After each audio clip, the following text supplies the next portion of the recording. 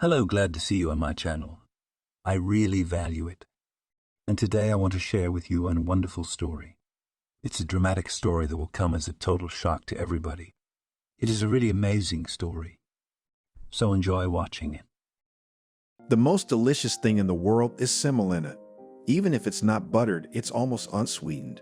The menu at the children's hospital wasn't very varied. In the morning, the corridor was filled with the smell of burnt milk, and then the door leading to the stairs slammed, and the dispenser rolled in a cart with plates. Angelica followed the heavyset woman like a rat following the magic Pied Piper. "Didn't your mother bring you a mug again?" the dispenser asked. Angelica only shook his head, not correcting it. Aunt Lucy was not his mother, but his stepmother. But that didn't matter. And about the cup, you can ask the neighbor Grandma Selena if she comes to visit him again. Grandma Selena has felt sorry for the boy since the day she saw his stepmother feeding him dog food. Why? If you salt it, it's quite edible. It's good enough to eat. Angelica stopped by the dispenser as soon as she brought her cart into the recreation called here canteen, and he got his porridge first, and a few pieces of dry white bread and a glass of cocoa. Not all the patients in the children's ward came out for breakfast. No one liked the food. They brought something better from home. And Angelica was at a loss, didn't know what to do. Usually, if he got something tasty, he was used to stretch the pleasure for a long time. Even though it's hard when you're hungry, but still, you eat better if you take a little bit of food on a spoon and savor every bite, every sip. But here the dispenser is sure to start rushing him. She wants to be free and leave as soon as possible. And if you get rid of the porridge quickly, she is sure to shove another portion. She still has some left. Once in a while they give an egg in addition to porridge. It's a real feast. Here it can be eaten by the crumb for a long time. Best of all, in his short life, and he was not yet 10 years old, Angelica knew hunger. The happiest period for him was his early childhood, when his father was still alive. Angelica thought he was the best man in the world.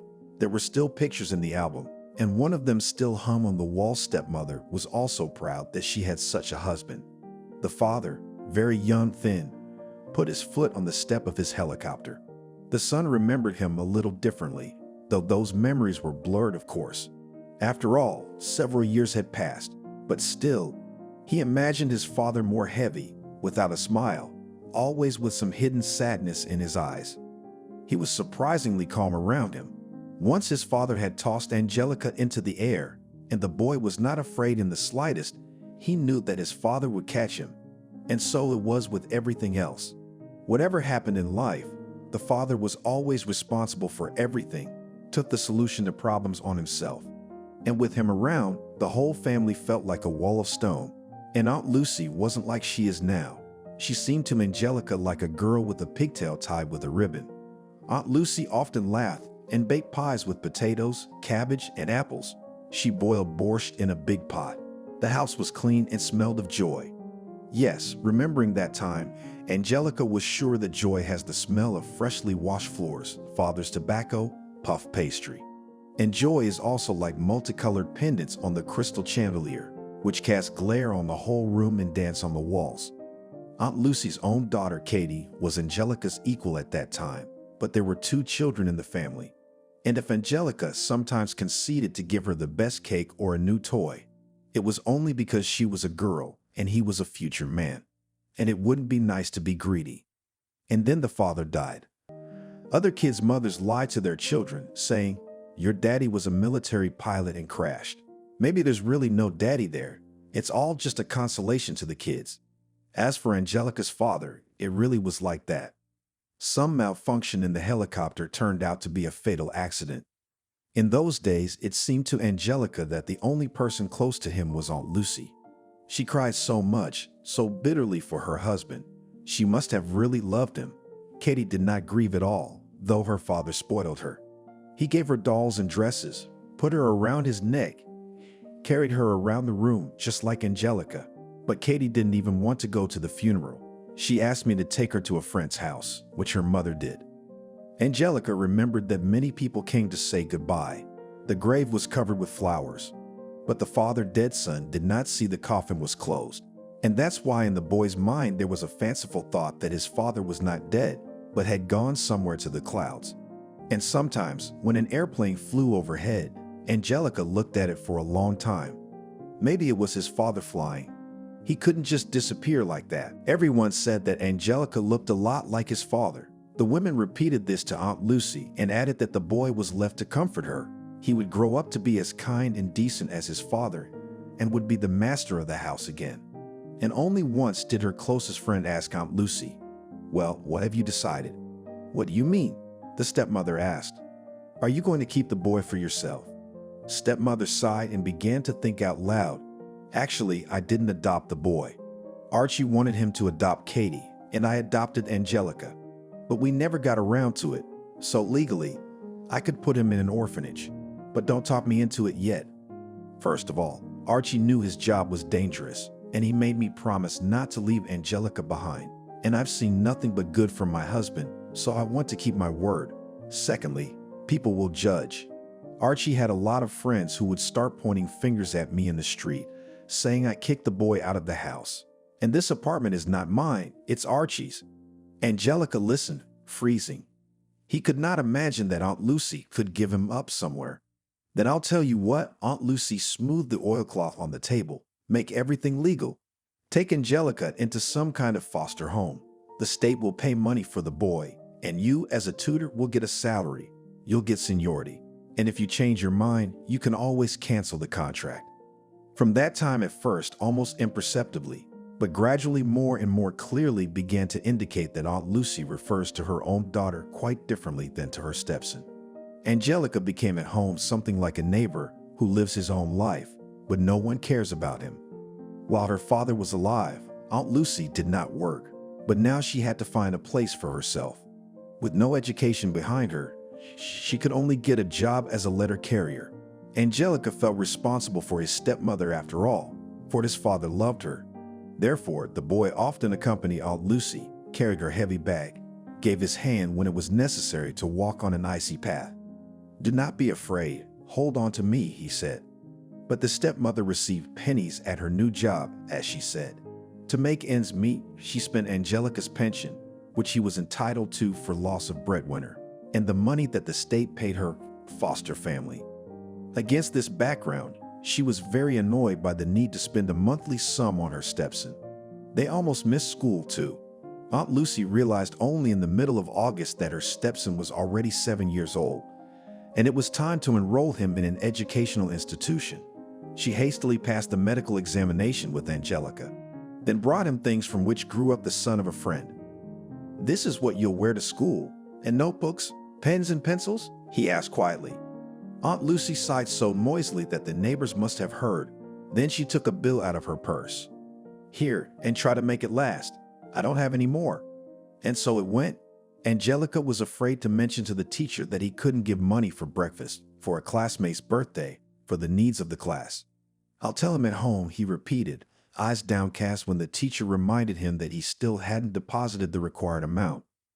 Finally, the teacher made an entry in his diary, "Downey, please come to school." The stepmother didn't show up for the talk. She made a scandal over the phone. She said that the food in the school canteen was unpalatable and that all fees were illegal. She didn't have that kind of money, and she would complain to the region. After that, the teacher always looked around Angelica as if he was not her ward, but just a boy who happened to wander into the classroom and sat on the back desk.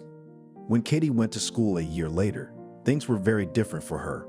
No, the stepmother did not become richer, but she broke her heart to make sure that the girl did not look worse than others. And of course, her daughter had breakfast and lunch at school. So when Angelica came home, there was often nothing there.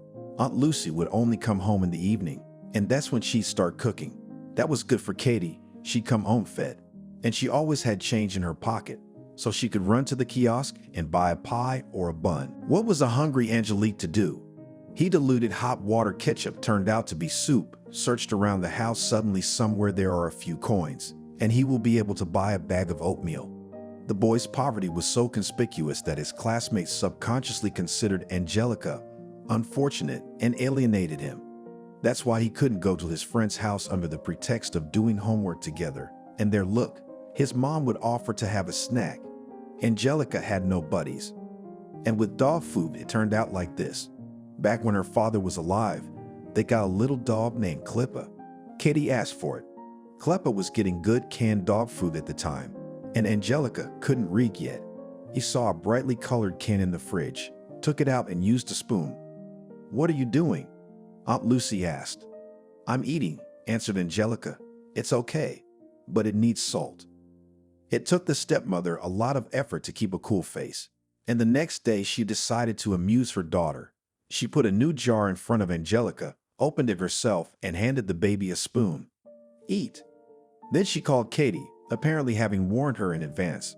The girl was not as restrained as her mother and laughed until tears, and Angelica did not understand why everyone was laughing.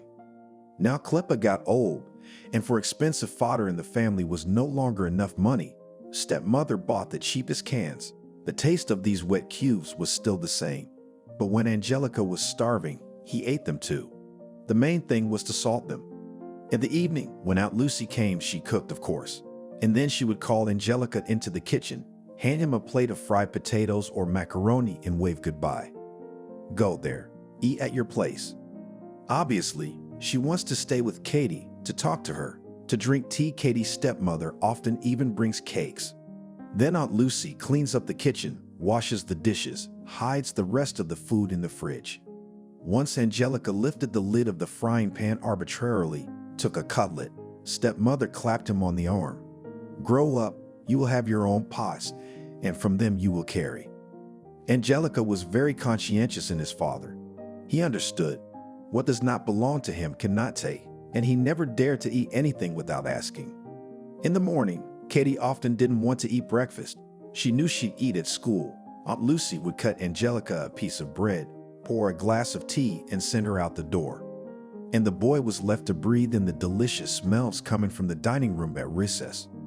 One day a friend said to Aunt Lucy, "Doesn't Angelica faint from hunger yet?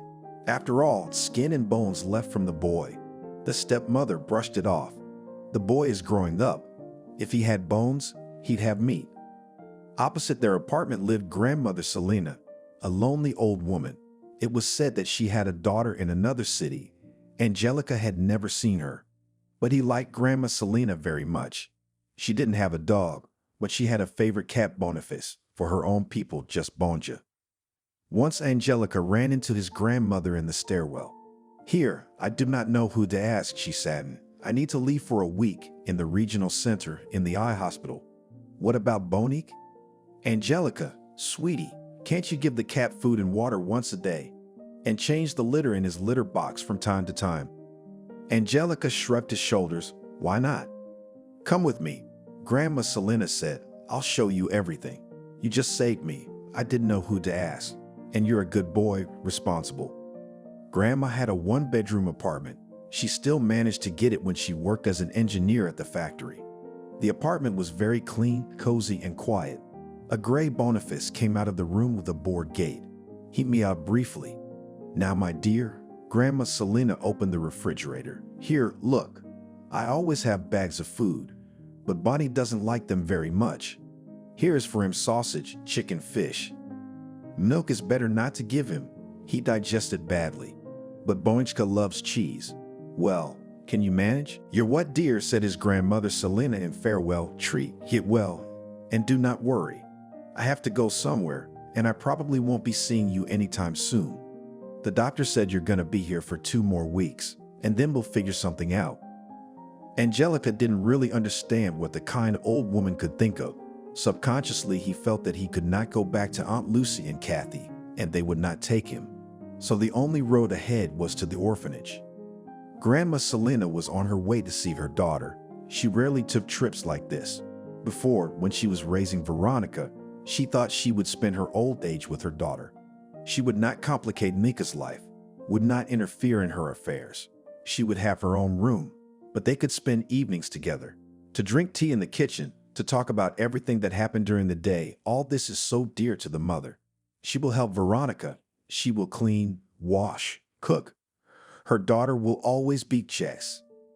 Grandma Selena was most of all afraid of the endless terrible nights. Terrible because there was no one around. Several times at night she got sick, had to call an ambulance. Grandmother Selena was afraid that she would not have time to say goodbye to her daughter, so she would go to the other world without meeting her. Yes, she had once hoped to be by Betty's side, but life had decided otherwise. Grandma Selena's train was a terrible old train that should have been decommissioned long ago. The shelves in the parlor car are hard, covered with brown oilcloth. The mattresses are skinny. The bedding is still wet. But worst of all, it was cold and the windows were blowing mercilessly. When the old woman found her place, her neighbor said to her, "Don't undress yet." The conductress promised that after scissoring they would flood the car with coal and it would be warmer. And if you have a bag, put it on your pillow. It's dripping from the window. My pillowcase is already wet. Unfortunately, I found out the hard way. It was already dark outside the window. The conductor offered tea. Granny Selena settled down for the night. A green plastic bag rustled under her head. She knew she was unlikely to sleep that night. She always slept badly on the road, and to distract herself from the coziness of the carriage, she began to remember her life. Selena had grown up in a family of teachers. Her father was the headmaster of the school and disappeared at work from morning to night, and her mother, Angelica, led the lessons of literature. At that time, they had a good 2-room apartment, had everything that was considered a sign of wealth: crystal, carpets, wall. But the little Selena seemed that the house was stifling atmosphere. Over the years, she realized what her mother had created. Father, maybe that's why he preferred to spend time at work, too much at home. Everything was right. Angelica kept the house perfectly clean, and of course, Selena had to help her with the cleaning, which dragged on all day long. There were probably 15 different kinds of cloths, and each had its own purpose: for dust, for windows, for plumbing, for dishes, for chandeliers, and so on. And God forbid you get them mixed up. Several times a year, Angelica washed even the fabric that upholstered the sofa and then deftly nailed it back in place. Just as methodically and punctually, she prepared a 3-day lunch. There were no snacks. The family would gather around the table. The hostess would bring a deep tureen, and she would pour the first course onto plates. There was also a ritual of washing dishes and a place on the shelf for each cup. If Selena had grown up in another family, maybe she would have tried to rebel. But here, any of her whims and protests were suppressed from early childhood, and by school age she had already clearly learned that she had no right to her own opinion. The main duty of the girl was to study. She had to bring home only A's. To B's mother treated as if they were unsatisfactory marks. And since Selena also studied at the music school, she had no free time at all. It would not have occurred to her to bring home girlfriends, especially a boy. Although Angelica worked as a teacher, that is, she had to love children. In fact, all girls she considered ill-mannered, and communication with them would not bring Selena anything good in her opinion. As for boys, in high school, Selena began to think that she would never get married at all. Her mother would allow her to agree only if the young man would be from a decent family. Wooing will be all the rules, and bouquet candy period will last several years. Having received a certificate and a gold medal, Selena for the first time in her life rebelled. She did not enter the music school as her mother wanted and went to the regional center and easily passed to the Polytechnic Institute. She was given a place in the dormitory without any problems. Her roommates sighed, remembering the comfort of home. Selena had the feeling that she broke free. After classes, you can wander the city streets at will, stand near the store windows, buy pies from the tray, take tickets to the movies for the last session. And you come back to the dorm and it's not boring there. Guys from neighboring rooms come to visit, stay up late, sing to the guitar. And to her future technical specialty, Selena treated with respect and interest in the university worked. Excellent teachers were able to instill a love for the subject. In summer, students went to the construction team. Of course, they had to work a lot, but in the evening there was still time and energy to swim in the river, sit by the fire. At this time, Selena had the first romance of her life. Anthony had a funny last name, Stone, but he was the most handsome among the boys, shouldering, and those blue eyes. In the fall, when the students were sent to the potatoes, their relationship became very close. Rachka had a hard time. The endless field, mud, dampness of the barracks where the guys slept. Anthony gave her his gloves, carried heavy buckets of potatoes, gave the girl a break at every opportunity. And in the late fall, Selena realized she was pregnant. She consulted with the girls about what to do. Yeah, that's what she did. She told her roommates before Anthony did. "You can't wait. Stone won't marry you," sighed one of her friends. "He'll graduate and return to his hometown. His parents have already picked out a bride for him there." "Maybe it's better not to tell him anything at all," suggested another.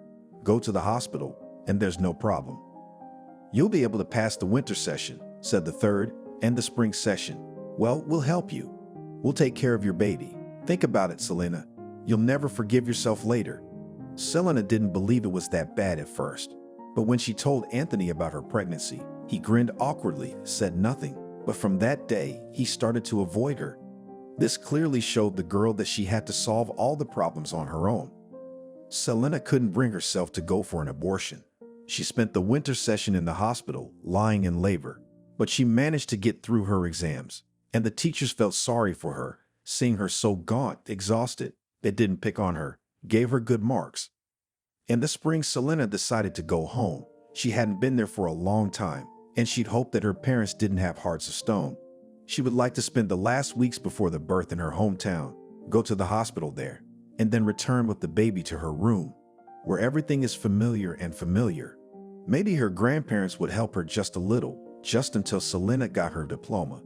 And then she will find a job, will rent a place, but to look after the baby in the most difficult time, when you need to prepare drawings, pass state exams, it is worth a lot. No, Angelica didn't make a scene. She, without delay, on the day of arrival, talked to her daughter. In a calm, cold tone, she put Selena on notice. They are respected in this town. The family had been considered blameless until now. And suddenly a daughter unmarried, with a child out of wedlock, who has ruined her life with her own hands, falls on her head. "Do you realize that you have to take responsibility for your deed?" her mother asked in a strict teacher's tone. Selena nodded. "And you have to pay for the fact that you did not resist the first man you met." Angelica continued, "Well, you will live in cramped conditions. You will study for exams at night, under the crying of children. That's the payback. And if now life will not punish you, you will not make the right conclusions." The very next day, Selena returned to the dormitory. She was welcomed. They gave her a room on the floor where students who had families lived. Many of them also had children. At the end of May, little Veronica was born. Fortunately, the labor went easily, without complications, and Selena was discharged quickly. She really had a very difficult time, but the other young women did not refuse to help. They babysat Betty while Selena ran to counseling, passed state exams, defended her diploma. And then, together with her tiny daughter, Selena went on assignment to a young city, which was just beginning to be built. Therefore, everything here over time became dear to the woman. Before her eyes, houses, hospitals, schools, cinemas were built, stores were opened. At first, the small family lived in the factory dormitory. Selena gave half of her salary to the nanny. And then the factory gave her a one-room apartment. It was a real happiness. Beauty Selena was not beautiful, but the appearance had a pleasant enough, and the character, according to general reviews, she had a golden. But the novel in the life of a woman never happened. Men have tried to make her their mistress, but on such an option Selena never went. If a man initially states to her that the wife for him in the first place, and the connection with her, Selena, will only be a pleasant pastime, why does she need it? Besides, there were several examples of wives who, after learning of their husband's infidelity, went to their mistresses, made ugly scenes, screaming, clawing at their hair, shaming, cursing. Why did Selena need all this? She wanted her daughter to respect her. Selena devoted herself to Veronica, raised her daughter the opposite of the way she was raised when she was a kid. She didn't force her to be an excellent student, allowed her to take her friends home, allowed her to have a cat. For a very long time, mother and daughter were very close. Both were looking forward to summer, when they could go somewhere on vacation. From her factory, Selena received a cottage. She was given vouchers to a pioneer camp for Veronica and to a tourist resort for both of them. If you remember those years, rich mother and daughter, of course, did not live richly, but they did not feel their poverty. If they worked hard, did not spend too much, did not lavish on everything they needed, they had enough. And yet, in the depths of her soul, Selena had a nesting anxiety. She realized that her daughter had no one else but her. All responsibility for Betty lay with her mother. And when the girl graduated from school And then the institute. Selena, as if a heavy weight fell from her shoulders, the main task in her life she fulfilled, put Betty on her feet. Selena's parents by that time were no longer in the world. Her father was the first to die. When Selena arrived at the funeral, she noticed that her mother didn't look so good either. She could hardly walk, and it was clear that things were getting worse, and soon Angelica visited Angelica in the nursing home and only came for the funeral. Selena could hear behind her back the whispers the old men kept saying what a bad daughter she was. If they only knew, the woman thought. The apartment Selena's parents never privatized, it went to the state. When Veronica brought her fiancé, Selena realized that mutual sympathy between her and Billy did not arise. She herself had worked honestly all her life, and she believed that you can only achieve something if you don't feel sorry for yourself. Billy, on the other hand, was by nature very lazy. He used every spare minute to relax. Lying on the couch, reading something or watching a program was the best leisure for him.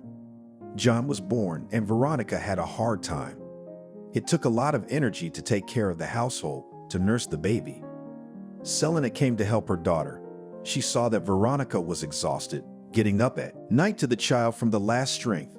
Billy didn't want to take on any household chores, and his paycheck was so small that he barely had enough for food. Selena tried talking to her daughter first. "You won't get out of poverty with him," she said to Veronica. "On the contrary, you'll get deeper and deeper into it. Well would be a handy man, built a cottage there, or at home would be something to master. So it is not even call him to re-glue the wallpaper, or let him work part-time so that you and your son have everything they need. And he..." "Oh, Mom," Veronica sighed. "Don't you see? It's useless to demand from Billy what he can't give. We'll only get into a fight, and I don't have the energy to fight anymore. You see, it's like it used to be. In the village, there were the sturdy owners and the poor. The former weren't afraid to work, and the latter preferred to work the minimum. Can't your Billy force himself to?" Veronica only shook her head. "All right," her mother continued, "if there was some great love between you two. But there's nothing to talk about with him. He takes the first book he can find by the bedside and reads it until he falls asleep. Reading doesn't develop him. It's like chewing gum. You'll be mentally lonely with him for the rest of your life. You know the term lonely alone together." Billy must have heard some of the conversation, some fragments of it, because he said to his wife bluntly, not bothering to lower his voice, "Your mother has never been able to build a relationship with any man, has lived all century without a husband, and now she wants to destroy your family." That night Selena cried bitterly, and the next day she packed up and left, finding an excuse not to stay with her daughter. She promised herself that she would never again interfere in Veronica's life unless she asked for her help. And Grandma Selena kept her word. She saw her daughter less and less. She'd offered to send her grandson to her on vacation, but he was not interested in spending the summer months at her grandmother's house. Only in connection with relatives' rare phone calls and beautiful cards for the new year. An outlet for grandmother Selena was communication with the family, which lived with her on the same landing. A handsome young Archie, a military man, a helicopter pilot, and his young laughing wife Barbara. Selena sometimes thought wistfully that this was the kind of son-in-law she would want. Barbara was lucky. Archie could always be called on if she needed a man's help around the house, and his hands were golden. And when the couple had a baby, and Barbara worriedly asked her neighbor if she was disturbed by the baby's crying, Grandma Selena only smiled. "I envy you," she said. "I didn't get to see my grandchildren." And then Barbara died, an unexpected complication from a simple operation. Archie had aged a few days. Selena, along with other women, helped organize the funeral and the wake, and cried, pitying the orphaned father and son. A few years later, Archie brought a second wife, Lucy, into the house. "Life is life," sighed to herself Grandma Selena. "Well, he's a young man, were he all-century widowhood, and Aleftina may become Angelica's second mother." But it did not happen, and when Archie was not in, when the relationship with the grandmother Selena with this family came to naught, the old woman by that time retired, and the only soul mate for her was a cat Boniface. And then it turned out quite unexpectedly that Angelica had to be rescued. Grandmother Selena could not take the boy to herself at her age. She would not be allowed to do so. But Veronica, the mother, wanted to talk to her daughter. John was all grown up now, and Angelica needed real care. Maybe Betty would take the boy in, open her heart to him. And if not, perhaps she knows a family who could do that. The boy's golden, you can't put him in an orphanage. It was late at night when Grandma Selena finally dozed off. She knew that she would not give up what she had done, and she would fight for the boy as long as she had the strength. And she was sure that God would help her do it.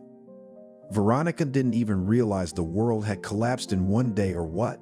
She bought a trip to New York, the cheapest one, a bus tour. Basically, it was better not to go, but to stay home. There was a new virus sweeping the world. Big city, big risk. At home, if anything, you can call a doctor you know. Not just a familiar doctor, almost a family doctor. How many times he'd gotten their whole family out? Jack was a fourth-generation doctor, lived by the old ideals. John once, reading James Herriot's memoirs, said, "Mom, in Yorkshire, you call the vet at night. He packs up and goes. Here, the only thing you can call at night is an ambulance and Jack. And if he can't help, no one can." Almost all the space of the 9-bedroom was occupied by bunk beds. But in the corner there was the biggest fireplace Veronica had ever seen. Of course, it had never been stoked in the last few decades, but it was so easy to imagine the fire. The fireplace was decorated with molded angels. Veronica, without lighting the aurora, went to the bed by the window and sat for a long time, looking at the lights dancing in the river water and almost feeling the ghostly heat of the fireplace with her back. It felt like she was a little lost in the centuries, and whether she could find her way back to the present remained to be seen. It was time for a snack. Veronica hadn't eaten anything since yesterday. The receptionist Casey said there was a cooler, tea, coffee, cookies in the lounge. In principle, she could have been satisfied with that. But Veronica wanted to wander around the city, to feel its streets under her feet. At least for a little while, but to feel like she belonged here. The strength came from somewhere. She decided to walk to the Gostiny Dvor. Her mother used to take her there, and in the cafe she bought a dessert, which Veronica remembered forever because she had never tasted anything like it before. Something between cream and jelly, chocolate and color. It was a chance to go back to her childhood and eat such a dessert for the second time in her life. Veronica walked and was surprised to see no snow or ice on Nevsky.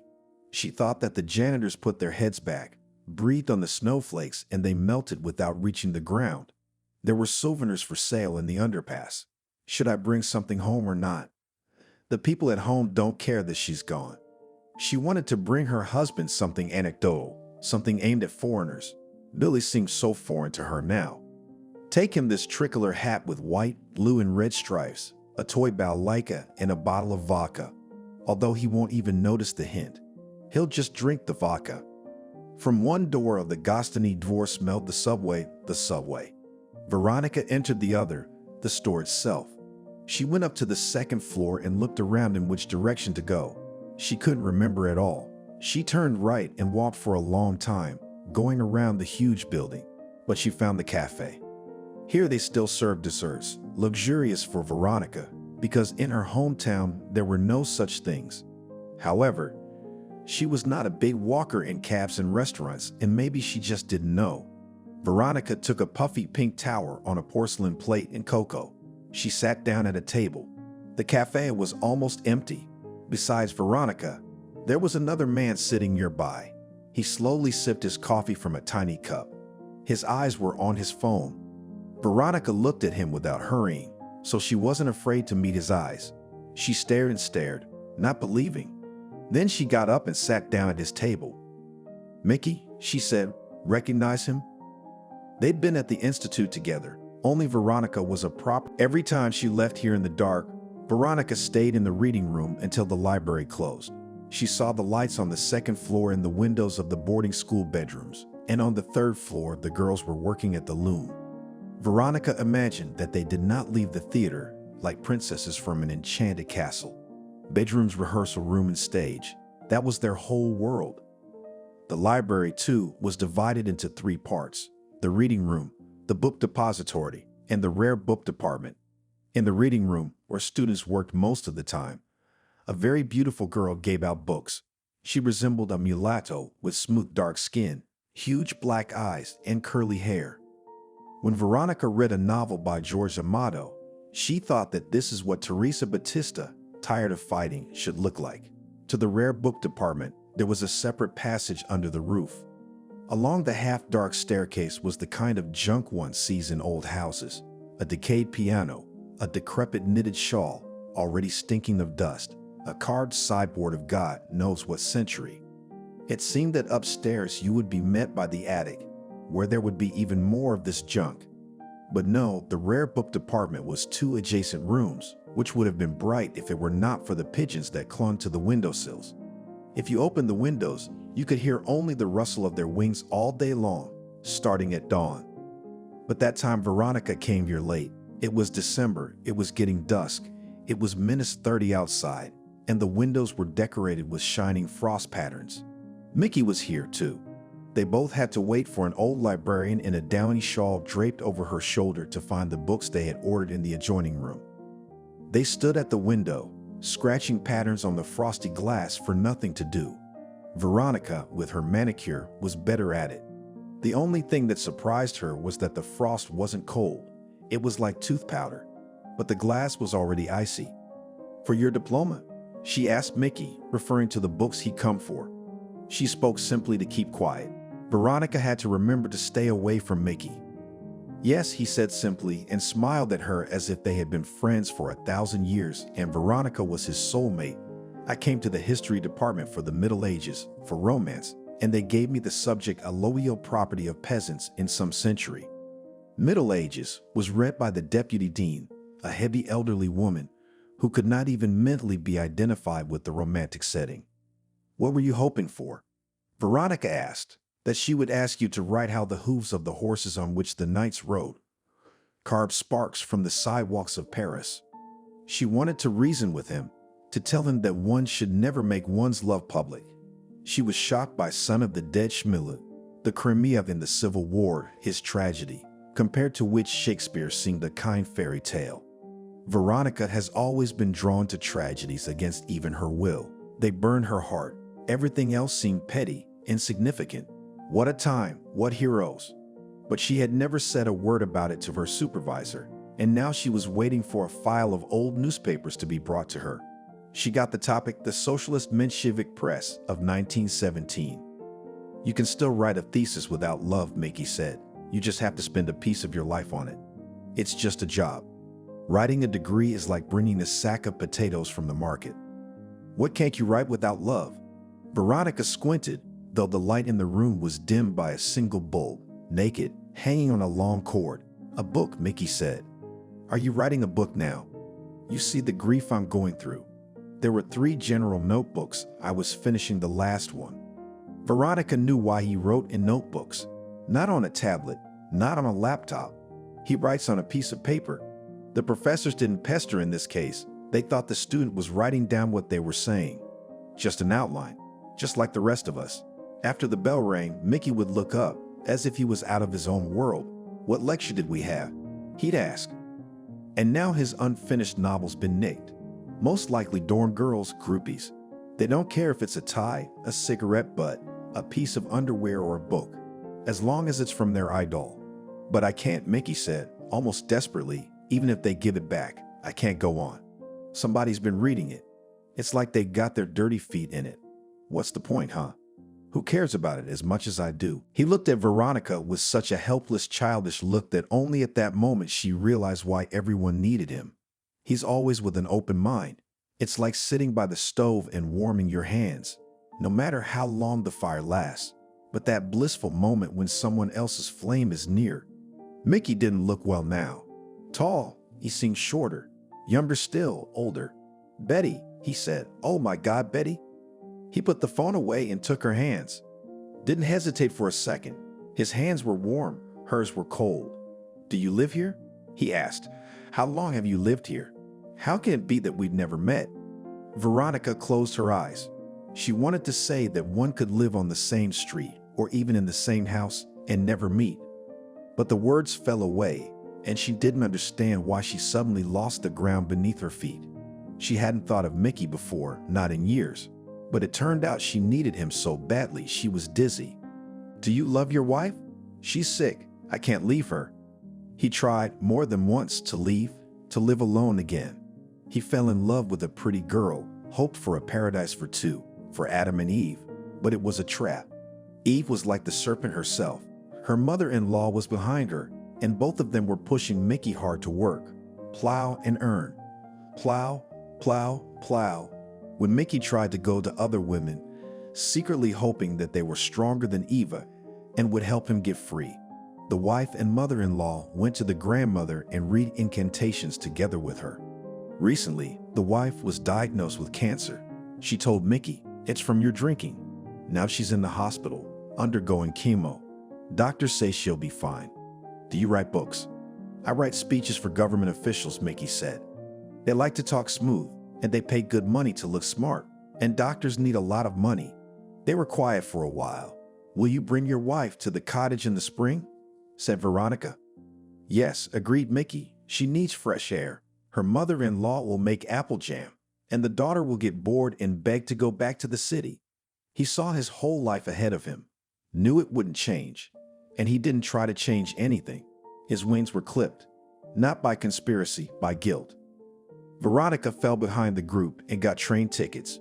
She called home, and strangely enough, the phone was answered by her son, who had been so absent lately that he only came home at night, and not always. Veronica briefly informed him that she'd be back a day later and pressed off to avoid being questioned. Although John was unlikely to ask anything, he had little interest in his mother's life. Veronica had the bottom shelf in a compartment. The neighbors turned out to be pleasant. A girl student, going home for the vacations, she said, "I can't eat on the road. I get carsick. I only take fruit." And all the way in the compartment, there was the New Year smell of tangerines, which were carried by Aurora. And there were two young, well-mannered men traveling on a business trip. They could have formed a friendly company, drinking cognac or champagne and talking. But Veronica spent the whole trip facing the wall. She understood that such her behavior interferes with the neighbors, that it would be necessary to sit down, to move so that the men could eat at the table. But she could not. At first, the companions were quiet, thinking that the woman was asleep. Then they got used to it and stopped noticing her, like a log. No one met Veronica. She refused a cab at the station and walked, even though it was far away. She dragged her wheel bag behind her and felt how much she didn't want to go home. For the first time in her life. And she also realized that she wouldn't live with Billy anymore. Before, she'd looked for options, compromises. It could go either way. Now she realized she couldn't. It's too painful. She realized that before it was like living in someone else's body and trying to adapt to it. And now it's over. No more. John opened her mother's door. Veronica was again surprised that no one should be home at this hour. Billy was supposed to be at work, John at the institute. But the door was bolted shut. And there was a whole bunch of people home. Her son and an unfamiliar girl, tall, red-haired, eyes wide, who had also gone out into the hallway to meet Veronica. And with her, a boy about 5 years old, very much like the girl, same carrot-colored hair. "Mom," John said, and Veronica's heart sank because it had been so long since her son had started a conversation with her with that word, Mom. "This is Nancy and Michael. Nancy and I got married yesterday." He swallowed nervously. "In a hurry before I got here?" Veronica asked. Her face was dead. It had turned into a mask. Veronica went into the kitchen, opened the refrigerator. The shelves were almost empty. "Did they eat without me?" she asked. If getting married was something that could be done in between for them, why should it be any different for her? She wondered about the groceries, whether or not she should go to the store to get them. In the evening, there was a family council. Nancy did not attend it at first, putting her son to bed. The rest of the family sat around the table in the kitchen. No one felt part of the whole anymore. Everyone was on their own. The family had fallen apart. "You didn't come home because you were staying with her, with Nancy?" Veronica asked her son, just like that. "Mom, why are you surprised? Nowadays, dating starts where it used to end, and we sign our names so that no one would dictate later whether we should get together, split up, get married, not get married. We decided and we got married." Billy stared at his hands. I understand Nancy used to live with her parents, but now she's moved in with you. He already knew Veronica had told her husband she was leaving him. If he had any idea how to move on, he had to make up his mind in a hurry. The ground was out from under his feet. I won't share the apartment, Billy said. I'll buy myself something. A room, a small house. I'll sell the stock. He had an inheritance from his father, who'd worked in the North all his life. Before, Billy dreamed of traveling, wanted to see the world. Now he would invest in a house. And your mom? John asked.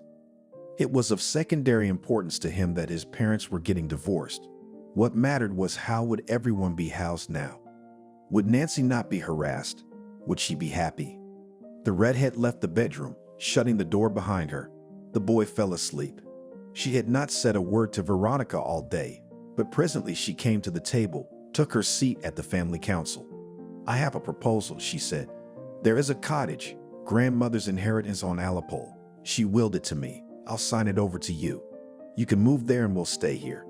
She still didn't call Veronica by her first name or, God forbid, mother. Alipole, Alexandrovsko Pole, was the most shabby neighborhood of the city, all private sector. The new ones didn't build mansions here. There were no forests, rivers, or lakes nearby. There was no nature at all, only crowded wooden houses built in the middle of the last century. Those who went to Alipole left forever. It was almost impossible to sell a house here, to change it for something more decent. Anybody in Veronica's shoes would have made a scene, screaming and breaking dishes. You're kicking me out of my own apartment. You go ahead, take out a mortgage. Get the hell out of here. Veronica thinks her son is leaving and she won't see him again unless she chases him around like a dog, baiting for attention. Nancy will turn John against her. She'll say your mother wants to stay in a 3-bedroom alone and shake us off like manure from a shovel. It'll be even worse if Billy leaves and they live in that apartment, Veronica and the young ones. Nancy's gonna look at her like she's nothing. And so day after day, month after month, because Veronica didn't want to fit into her plans. All right, I'll go to that cabin, Veronica said. It's got all the amenities. Nancy was generous with the explanation. We'll do everything through the MFC so it's legal. And there's no going back. Even Billy, indifferent to the household, looked at Veronica with surprise. He didn't think she'd agree. Just like that, in a few minutes, they had agreed to give the red-haired girl everything they owned, everything they had accumulated over the years. I'm going to go lie down, Veronica stood up. Her throat was dry, but she didn't want to start a tea party in front of them. Poured herself a glass of water, milky white from chlorine, and drank it in a gulp. The MFC opens at 9 tomorrow, Nancy said after her. The redhead's voice was almost benevolent. Perhaps she didn't think she'd win so easily. Veronica went into the bedroom without lighting the auror, made the bed, and lay down. Wrapped herself in the blanket like a cocoon. Soon Billy would come and lie down beside her, because he had nowhere else to go. And they would fall asleep, each turning to his own side. Everything was done surprisingly quickly, as if the final decision had been made not by them, but by someone from above. The paperwork was done in a flash. They always had to beg, to clarify, to run 10 times for each piece of paper, and here. Billy bought a 13-meter room. The house was a former dormitory. The room itself was well repaired and had a great view of the city below. But the rest of it was just a toilet, shower, kitchen, like a dirty, shabby dormitory from the 90s. Billy, too, had agreed to almost the first option that was offered. Each spouse was eager to get away, eager to be alone, no matter where. Veronica took her laptop and her duffel bag with her. John and Nancy didn't help with the move. The son needed to go to the institute, Nancy to the hospital. She worked as a nurse in a fee-for-service department, plastic surgery, the most expensive. Nancy explained the directions, gave her a bunch of keys. This is for the house. This is for the bathhouse. I think it's for the garage, the summer kitchen. You'll figure it out. Veronica got on the double, went to the terminus. She knew that the bus goes by the temple, but as if for the first time she noticed the golden domes, crossed herself, barely marking the movements, unnoticed by others. A new life was beginning. At first, the double was packed to the brim, and then there were 2 grandmothers left in the salon. They openly looked at Veronica. For many years of traveling to and from the city, The grandmothers already knew everyone who rode with them. This woman was new. The bus slowly made a circle and stopped. Here was the center of local life. Everything around it small, like a toy. A tiny grocery store. The sign said good. Even a barbershop was here. Veronica imagined that the same old ladies who rode with her had been coming here all their lives to get their hair done. And now the hairdresser had grown old with them and was cutting the client's hair almost blindly, groping their heads. This silly image could not be banished from her mind. Veronica wandered for a long time, holding in her hand a piece of paper with the address 14 Victory Street. Everyone who met her on the way scrutinized her. "What are you looking for?" Finally, an elderly woman called out to her, "I know everything here. I used to work here as a letter carrier." Veronica was embarrassed and instead of giving the address, for some reason described the picture Nancy had shown her on her phone. "I'm looking for a house like this. It's brown with blue shutters." There are a lot of them around here," the woman said. "Blue shutters everywhere, and the boards, you know, are brown."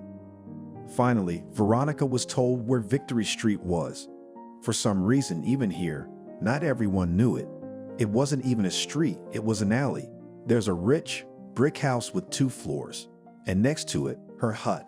A slanted fence, wooden walls, once painted in chocolate color, rowan trees under the window. Birds had not yet had time to peck all the berries, and red bunches looked out from under the fluffy snow caps. Veronica walked toward her house, falling through the snow as Mickey had done a while ago. Only there was no mother-in-law here, no wife. She, Veronica, was already virtually nobody's wife. Nancy had told her, "There's a gas boiler," but her son didn't stop. "Where will you go, Mom?" "A beggar's private house. Wait at least until spring when it gets warm." "You don't know how to heat this very boiler. Come on, at least I'll go with you. I'll show you." She couldn't even hope for the others. Mickey's in business, treating his wife and not trying to get away from her anymore. Billy sits under the dormitory roof, playing endless solitaire games. All he needs is internet and electricity. She had electricity in her cabin. Before that, Veronica fiddled with the lock for a long time, trying to find the key. It seemed to fit, but did not want to turn, and her fingers were already icy. There was not a single person on Victory Street, no one to call for help. Finally, she managed to open the lock, took it out of the iron hinge. A tiny veranda, or a hayloft. The floor's kind of sloping, and there's a pile of things the owners thought they didn't need. An old sideboard, not some antique, just a Soviet sideboard with tarnished glass. A broken Viennese chair, folded mats, some basins, rags. The kitchen was semi-dark, the only window overlooking a high board fence. The walls, painted with green paint, the Ager refrigerator, covered with mold inside, a 2-burner stove. Veronica turned the light switch, there was light, but that was all. Fool, she hadn't even asked if there was water in the house. Apparently not. There was a cistern over the rusty sink, a bucket on the floor. To the right of the kitchen is a small room, half dark too, with a window overlooking the same fence. All that fits in here is a narrow bed and a double closet at the foot. And how cold it was. How cold it was everywhere. Veronica went into another room, bigger and brighter, with 3 windows, and completely empty. Only an oval mirror on the wall greeted her as she entered. And there were probably icons hanging in that corner. No one had lived here for a long time. The wallpaper had seen both the cold of winter and the heat of summer. It had peeled away from the wall, bubbled in some places, smudged in others, blackened near the floor. But these light-colored squares, did icons have been taken down, maybe sold, or given to the dead old woman's friends, to those who were still alive, to pray for her soul? On the floor, the books were stacked haphazardly. They seemed to have been swept into a corner like trash. There were old textbooks. Who had Nancy been studying with them? As she straightened up, Veronica took another look in the mirror and thought she saw something flicker in it. She jumped up startled, looked. For the next half hour, she walked around the cabin, knee-deep in snow, inspecting her possessions. The wooden toilet booth door wouldn't close. The snow had to be shoveled away. The garage is cracked all over the wall like a zigzag of lightning. Some terrible barns adjoining each other are completely dilapidated. The roof on one of them is falling through. It's dark inside, and everything is piled up with beams, boards. And on the other opposite side of the house, there was an annex, and there was a new lock on the door. Of course, there's a gas boiler inside. It was necessary to sort it out, to ask someone to turn it on, to call a master. But it was getting close to evening, and Veronica knew that no one would do it today. How could she spend the night? She was terribly cold. But again, she wandered to the bus terminus. The double was waiting for passengers. The biggest temptation was to get on and go home. Take a bath, lie in a warm bed. But Veronica knew that, by and large, it was no longer her home, and no one was waiting for her there. Her son wouldn't care, but how displeased Nancy would be if Veronica returned. In the hardware department, Veronica bought a heater. In the food department, tea, sugar, a 5-liter bottle of water, bread, and sausage. Now at least she would be able to spend the night. If she closed the door to the small room, it could probably be heated. Afterward, she could never forget her helplessness and the tears that came to her throat that evening. How she washed her plate and knife over the bucket, cut sandwiches, made tea in a half-liter jar. How she'd fallen asleep, crawling into bed right in her coat, and kept trying to warm the cold, damp pillow with her cheek. She woke up often during the night, probably every hour, and she heard a dog howling somewhere nearby. It couldn't be a wolf, though it was not far from the forest, but still there were streets, houses, people. The dog howled so deafeningly and hopelessly that it seemed that nothing could take away this longing. In the morning, Veronica realized the frost had struck. The small heater was already completely useless. It could not heat the room to a temperature where one could live.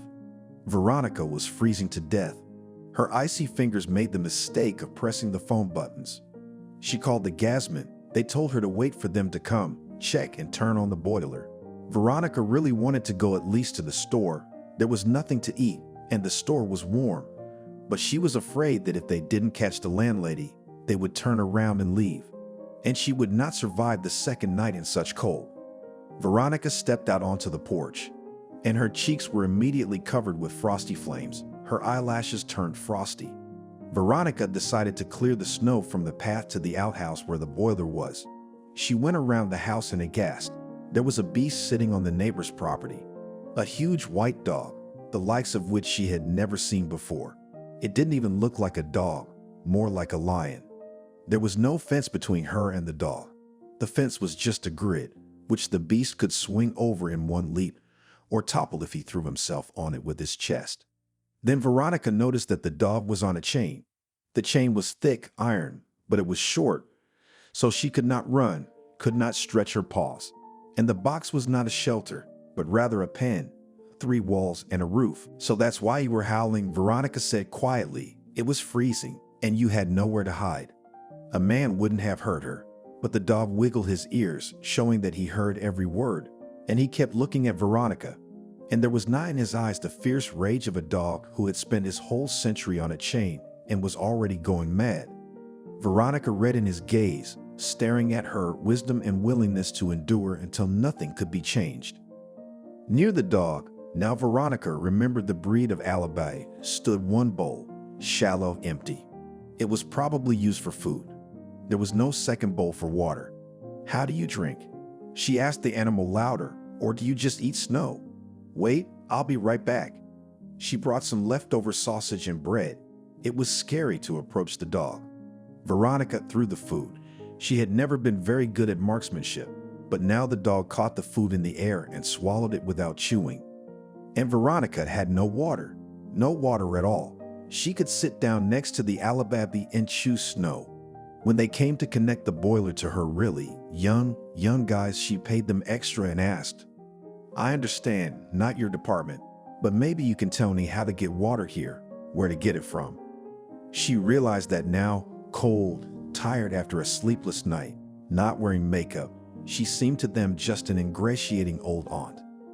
One of the guys, the one who was pocketing the money, replied condescendingly, There's a water pipe down the street, landlady. If it works, you can get a bucket from there. And I thought I saw a well at your place. There, the lid is flat. Check it too. The water from the well flowed in a small trickle. It took Veronica a long time to fill the bucket. But now that the house was warm, she thought she could manage the rest. She put things in the closet. She took the table from the kitchen into the big bright room. This would be her workplace. Veronica had long ago left the editorial office, found a customer for whom she wrote stories. The customer sent stories. Veronica filled them with flesh and blood, tried to tie them to life. She herself called them Indian stories. Unprecedented coincidences, twins, villains, macho men and beauties.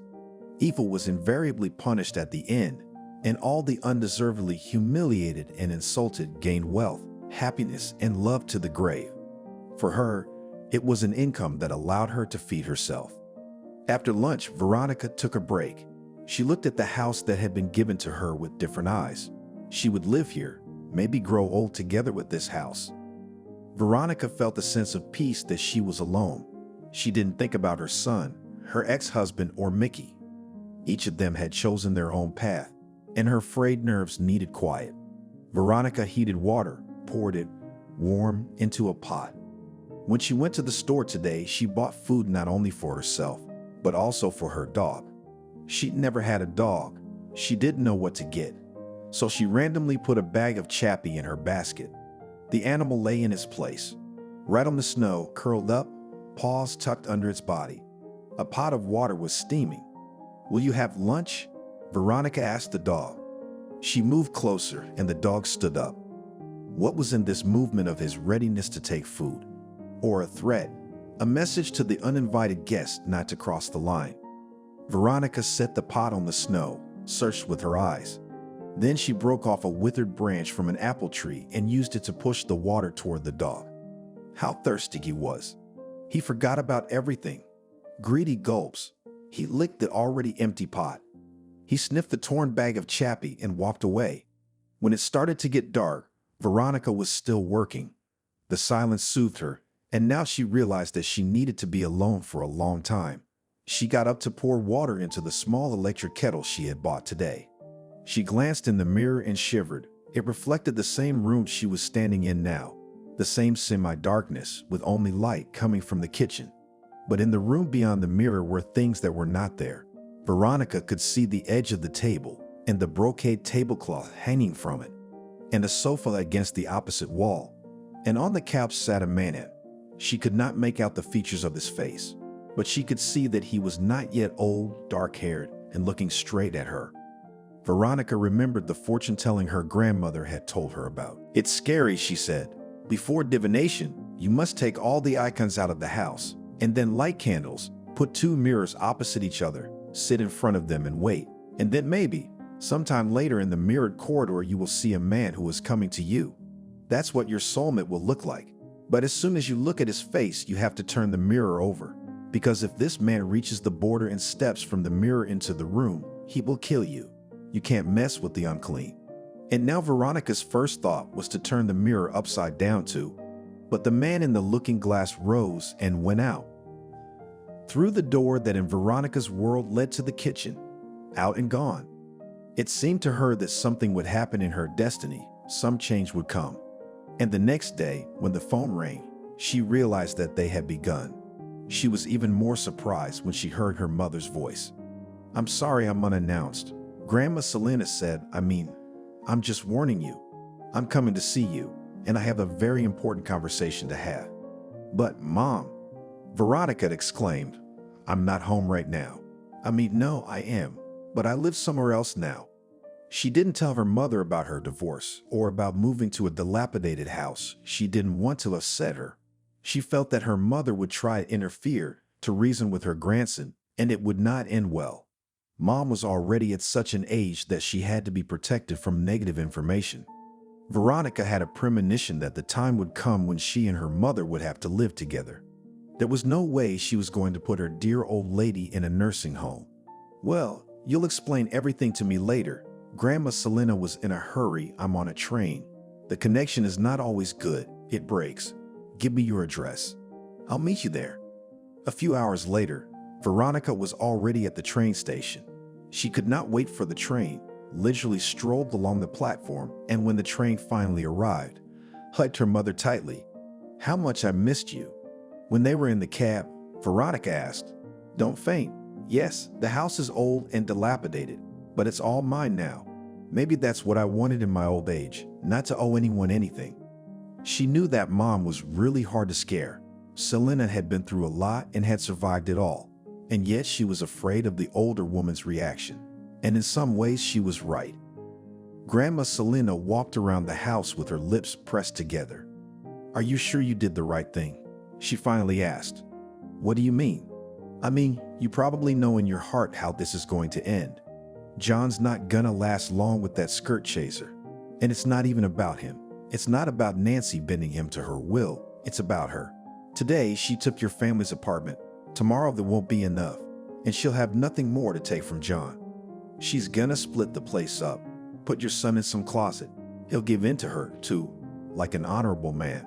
And she'll go off to find a new goldfish. Someone who can give her more, and then more, and then more. And a house like you have now, it takes either a lot of money or a very capable man's hands. Do you have either of those things? Mom, you always say all the right things, but you're very ruthless. What if I hadn't gone along with the young ones and my son had reproached me for ruining his life?" Grandmother Selena looked at her daughter over her glasses. "What would you break it with, I wonder? By making the boys live in cramped conditions for a while? Why not? Let them test themselves to see how strong their feelings are. And if they split up, thank God, don't you think? Betty, there's something you're not telling me.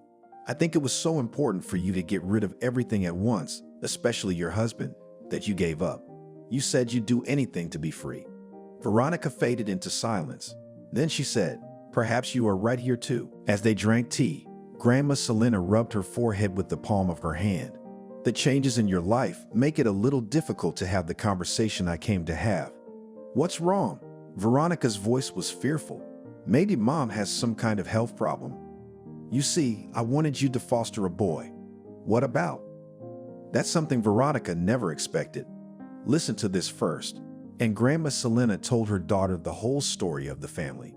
That Angelica had wonderful young parents. But first, the boy lost his mother, and a few years later his father. Angelica should never be left to her stepmother. It's amazing that no one has sounded the alarm so far. Starving child is ready to eat dog food. Only Angelica, unlike the dog, has a sense of dignity. He does not complain, does not beg, takes only what from his point of view no one needs. And recently, the baby almost died of pneumonia. The stepmother, it seems, was afraid of being prosecuted. And now she wants to follow through, give up custody, and send the boy to an orphanage. And that's not the case. Angelica has a heart of gold. He needs a family. I just thought there was only one person I could trust him to, you. John's all grown up now. He's got his own life. And you could be a mother to that boy. But now the commission is coming to look at houses. Will they let a child live in those conditions? Mom, I'm shocked at you. I can't answer you right away, but I promise to think about it. For the night, Veronica tried to make her mother as cozy as possible. She turned on the heater, laid clean linen, brought her another cup of tea with lemon, and for a long time they sat talking about life. It wasn't just that they hadn't seen each other for a long time. Even if they called or visited each other, they could not be as frank as they were today. Grandmother Selena felt she had no right to interfere in her daughter's life anymore, even though she didn't like it, and she thought Veronica was unhappy in her family. But this was the path her daughter had chosen for herself, so the mother should have stood back and only watched. Veronica realized that her mother was right about the most important thing. But the young woman thought she could not change anything yet. She had a husband, a son, and only now Betty felt free, as in her childhood. And at night she dreamed again of that dark-haired man who was looking at her carefully, as if waiting for something. "What do you want to tell me?" Betty asked him. He did not answer. But then a blonde-haired boy came into the room and sat down beside the stranger. They began to talk animatedly. Veronica could not hear what they were talking about. She awoke again with the same strange feeling. If before, tired of everything that had happened, she thought that there would be no changes in her life, she would have to live out her life. Now she had a sense of meaningfulness of what was happening, realization that the main thing to do is yet to come, and one must save one's strength so that it would be enough for everything. Grandma Selena didn't spend the night in vain either. She hadn't given up on her idea, but now she was thinking about it in light of the changes in her daughter's life, and perhaps some of it was for the better. "Well, have you thought of anything?" she asked Veronica. "First, we need to go to look at the boy, to get acquainted with him," said her daughter cautiously. "You know, you cannot command your heart. It's not that we may not like each other, but just immediately realize that we are strangers, that no mental intimacy between us is impossible." "Of course we should go," seriously said Grandma Selena. "But about mental intimacy, you talk about yourself. Angelica is still a little boy. His heart is ready to open to anyone who is kind to him. And I wanted to tell you something else. If everything works out, let's sell everything. I'll sell my apartment, you sell this house, and we'll move in together. We'll have enough for a modest little house on the outskirts, something we can live in right away. That's where we'll bring Angelica." "Oh, Mother," said Veronica, like a little girl, "I'm so tired." And for a long time she sat with her head on her mother's shoulder, thinking of nothing, only feeling the warmth of the hand that embraced her.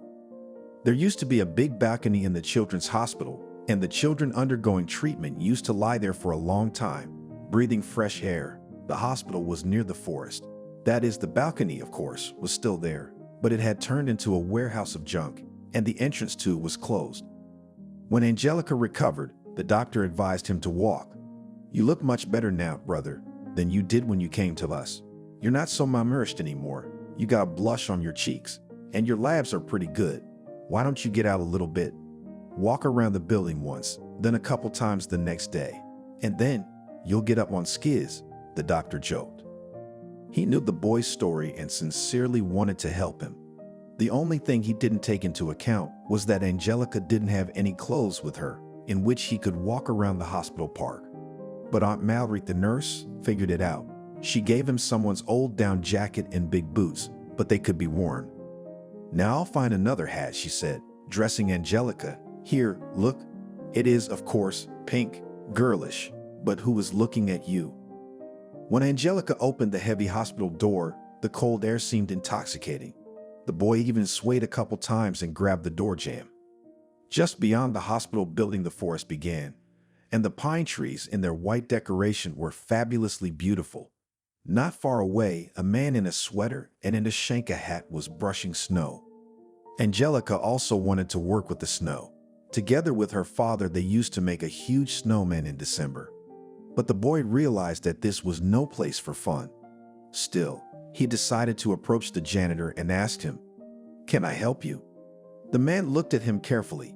He had dark hair, but Angelica thought he reminded her of her father. "You probably can't hold a shovel," the man said. "You're so small and skinny. Are you allowed to go out, or did you run away?"